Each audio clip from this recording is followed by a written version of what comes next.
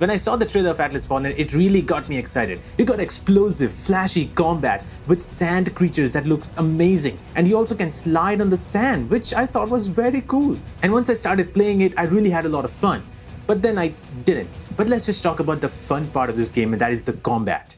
You use two types of weapons as well as certain abilities because of the gauntlet. As you do more damage, your momentum increases, and that makes your weapon bigger and also deal more damage. With that, you also use your abilities, and there are some passive abilities as well. The abilities that you use are really fun, and you have a variety of those abilities that you can unlock. You can also fuse and make a new ability with the right materials and upgrade the abilities that you already have. But there is a small challenge. When you start a fight, you have zero momentum. So at that time, your weapon not only deals less damage, but it's also quite slow to use. Especially this hammer that you have, it feels like it's way slower than the other two weapons that you get. That's not the case with the other two weapons, that is the whip and the knuckle, which is quite fun to use. Now each of these weapons have their own abilities, so you can use it, and it's quite fun to use them because they not only look great, but they do a lot of damage. Another cool thing is that you can block the enemy attacks with sand, which will crystallize them.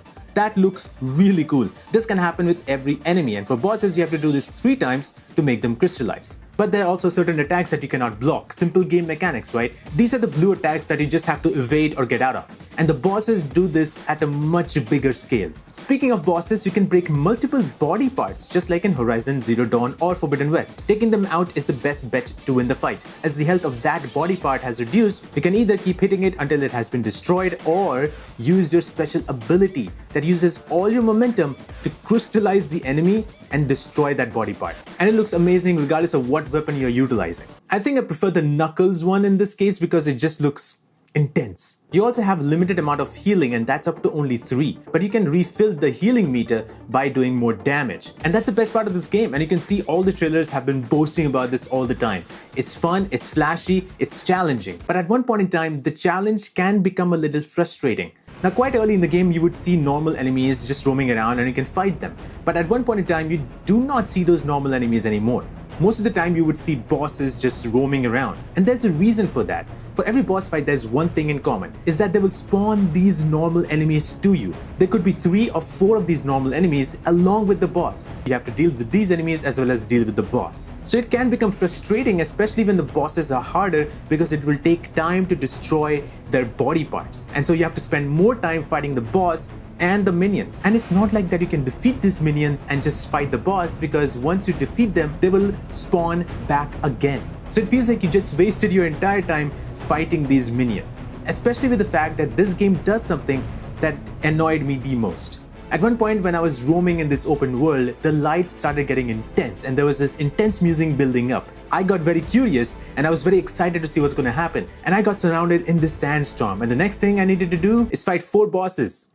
And the difficulty of each boss increases. So now every single boss will have these minions along with them. And you cannot get out of that zone. You have to beat all these bosses to get out of it. The only reason why this exists is because you can get more loot. But I was forced to be in this situation and I had to fight all these bosses. And especially the last 2 ones were very hard. So it felt like I was fighting them for hours and hours long. But that is the most annoying thing in terms of boss fights. And to be honest, this game is filled with boss fights. No matter what happens in the story, everything ends up in a boss battle. And that's not a bad thing, but personally, the charm of fighting these bosses quickly went down as I kept on fighting them more and more. Just like this side mission. I was supposed to find someone who never returned back, and upon reaching the area, this happens. There's a body over. Oh, wait, something's coming. This was bad. Instead of having a mystery around this missing person to eventually find that person and then eventually leading to a boss battle, it just led us to a boss battle. I felt they could have done this much better, similar to how Horizon Forbidden West does. Most of their side missions has their own story, so you are much more connected with that side mission, and now you want to know what's going to happen in this side mission. That never happens in any of the side missions of this game. But to be honest, not all side missions are like this, which ends up in a boss battle. Most of the side missions are pretty decent. Most of them are not memorable, but they are pretty decent and pretty standard. But there was one side mission which was quite interesting, and it involved the thief. You meet this thief quite early in the game. When you get the gauntlet, you're supposed to get something from this thief who stole it from that camp. But later on, you meet this thief again as you get into this new area and has been caught by the guard because he stole an item. And now I had to prove his innocence because few knights saw him that time. But those knights were so drunk, so they didn't really remember if they really saw him, and so I had to bribe the guards to get him out of there. Much later in the game, I was doing another side mission to rescue a priest from a prison cell. And to my surprise, I found him inside that prison cell because he was caught again. This was one of the best things that happened in the game. I never expected that the thief will be much more memorable. And to be honest, he was much more memorable than the main protagonist themselves. Other than the thief, there are only two other characters that I found much more memorable. That's the tracker who you meet very early in the game and Asif. These two characters had enough personality that made them stand out. Other than that, everybody was quite standard. The protagonists themselves were very bland and boring in many ways. The protagonist and her friends are in this group of unnamed people, basically poor people who are workers and are supposed to serve the higher class people. But that never played out in the story at all. There was only one character who was mean enough to you and you found him very early in the game. But the rest of the game, nothing really happens that makes me feel bad for the character or her friends. There was only one time in the game where I was in the city where there's an upper city and a lower city. And that's the only place where if I go to the upper city, the people would say bad things to me and wanted me to serve them. And the lower city was filled with sand, dark and shady. That's the only place where I could see that unnamed are treated badly because they would do all the work while the upper class people will do nothing. But that's not all. The character herself has no drive or passion to do anything. It feels like once she got the gauntlet, she's just going with what the gauntlet says. She's just labeled strong enough to wield that gauntlet. And as you get that gauntlet, you get a being for free. And he tells you the history of what has happened, but he has also forgotten most about it. So you are going on a journey along with him to get to know even more details that he has forgotten. But the game also tells you that there was another person who wielded this gauntlet but was not powerful enough to use it. But they mentioned that person only 2 times in the entire game. Even though this being was with that character, he never talked about her. He never mentioned what happened and why she was not powerful enough. Also, the game from the very beginning told us that Thelos is the main villain, and over the course of the entire game, that's the only thing that the game keeps on telling you. We don't get to see Thelos at one point in time.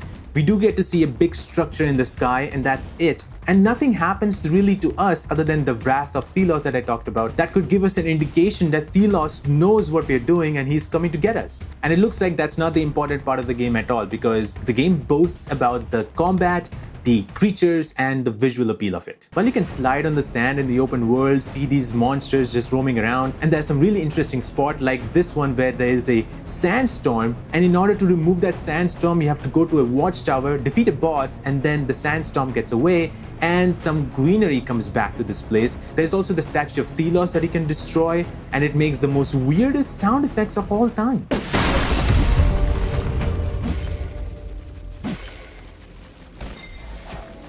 While all of that was quite interesting, the open world still felt boring at times. You would find nothing in the open world other than sand. There are some also really interesting structures that you can climb, but they are also limited, which is unfortunate. Even though when you give us the ability to climb such high lengths, you still use an invisible wall to limit it. Overall, I think this is pretty mediocre game. The best part of the game is the combat, fighting the enemies, finding new armor pieces, customizing the armor a little bit, finding these abilities, upgrading abilities, using those abilities. All of those flashy stuff is the best thing of this game. The rest part of the game, the story, the characters, the world itself, not so interesting. In some ways, this game also reminds me of Forspoken and what it lacks. I even forced myself to play Forspoken to find the real reason why it's so bad. Check this video out to know everything about it.